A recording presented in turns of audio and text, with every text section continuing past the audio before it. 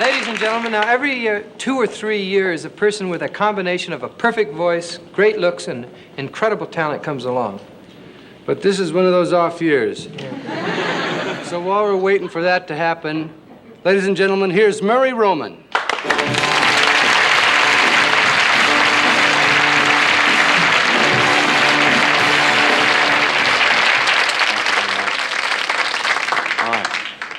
The reason I'm dressed like this is tonight I want to talk to you about what I think is the craziest sport in the world, skiing.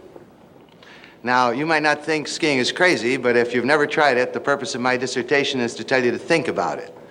I never tried it, and 3 weeks ago, a friend of mine came to me and he said, listen, why don't you give it a try? After all, there's a lot of girls up there, and it's groovy, and you can have a really great time. And so I figured for girls, I'll do anything. And I said, okay, I'll go. So the next thing I know, it's a weekend, and we're driving in his car 15 hours, and we finally get to the ski area about 3 o'clock in the morning, and I finally check into a lodge that they have. I fall asleep, and 2 hours later, after sleeping 2 hours, there's a pounding at my door. Pow, pow, pow, pow! And a voice yells out, it's my friend. It's a great day today! So I crawl to the window, and I look outside, and it's dark, and it's snowing, and it's 5 below, and there's a dog frozen to a tree. So I said to him, what do you want? He says, time's a-wasting. There's the mountain boy, and it's covered with powder. You know, I don't know about skiing. I figured the mountain had a rash. I don't know. I said, what do you want? He says, get dressed. He says, come on, let's go. So I get dressed, and I put on long johns, 2 sweaters, my waterproof stretch pants, a parka, mittens, and a hat with a pom-pom.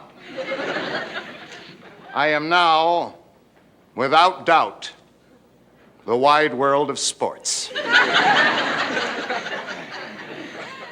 I step outside into the brisk morning air, and instantly an icicle appears at my right nostril. Now we go over to get the equipment. You got to get equipment, see? And we go over to this thing they call a chairlift. They don't tell you you have to be a skier to get off this thing. I mean, for the money you're spending, you can't just walk off. No, they got a hill at the end. How do I discover this? There's a guy in the chair in front of me, and boom, suddenly he disappears. Now, I know they didn't eat him, right? So I yell from about 40 feet away, you know, because I yell, slow it down. I'm a beginner. Please. They don't slow it down. I come off this thing, I'm trying to, the skis go out right underneath. A guy skis across my hand, a guy puts a pole in my chest, and I'm lying. I'm really having a fun ski trip. Great vacation.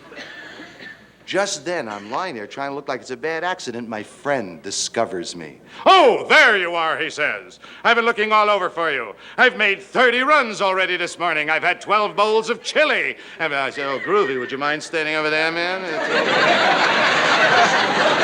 don't have to ski. Come on, he says. Let's go over to the beginner's slope and I'll teach you. I said, hey, man, that's not a beginner's slope. That's a beginner's cliff.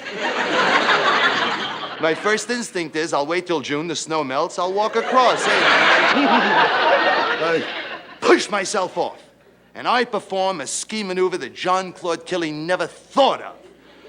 It's called breaking, falling, smashing, hurting your head, smacking your face up against a tree. Stop!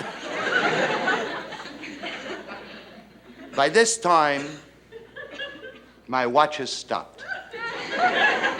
And it's not a Timex. My face is fogged up, and I have 15 pounds of ice in my stretch pants. And because they're waterproof, it doesn't leak out. And I figured out there was only one living creature in that entire ski area having a worse time than me. And it was that dog frozen to that tree.